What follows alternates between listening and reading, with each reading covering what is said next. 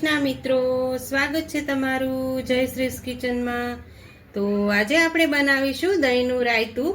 તો દહીંનું રાયતું આપણે સાતમને દિવસે એકદમ ઠંડુ ઠંડુ ખાઈએ છીએ તે રાયતું આજે હું બનાવવાની છું। તો તેના માટે અહીંયા મેં દહીં લઈ લીધું છે। અહીંયા મેં મોટો એક વાટકા જેટલું દહીં લીધું છે। આ દહીં આપણે એકદમ સરસ મોળું લેવાનું છે। તો અહીંયા દહીં આપણે લઈ લીધું છે। હવે તેમાં આપણે બધી જ સામગ્રી એડ કરવાની છે। તો અહીંયા મેં બધી જ સામગ્રી પણ લઈ લીધી છે। તો તેમાં આપણે દહીંનું રાયતું બનાવવા માટે અહીંયા મેં રાઈનો બોળો લીધો છે। આ જે આપણે રાઈનો બોળો કે રાઈના મરચાં કરતા હોઈએ તે બોળો છે। આ બોળાને આપણે ખાવણીને દસ્તાથી આપણે થોડોક અધકચરો વાટી લેવાનો છે, જેથી તેનો પાવડર સરસ ફાઇન બની જશે। તો અહીંયા આપણે દહીં લઈ લીધું છે। હવે તેમાં આપણે બધી જ સામગ્રી એડ કરવાની છે।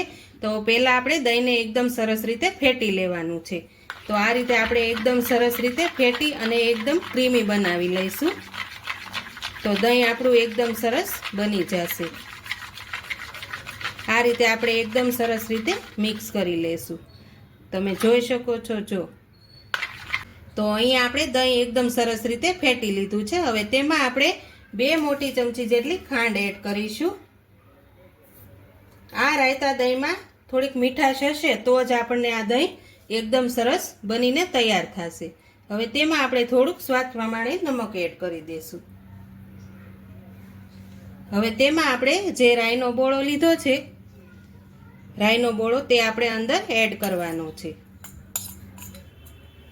તો હવે તેમાં આપણે હું મીડિયમ સાઈઝની કટિંગ કરેલી થોડીક કાકડી એડ કરું છું, થોડુંક ગાજર એડ કરું છું, એક મીડિયમ સાઈઝનું ટમેટું લીધું છે તે પણ એડ કરું છું। અહીંયા લીલા મરચાં કટિંગ કરીને લીધા છે તે પણ એડ કરું છું।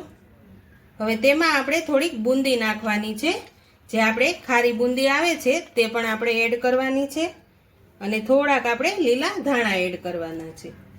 હવે આ બધી વસ્તુને એકદમ સરસ રીતે મિક્સ કરી લેવાનું છે। તો અહીંયા આપણે બધા જ મસાલા એડ કરી દીધા છે। હવે તેને આપણે સારી રીતે મિક્સ કરી લઈશું।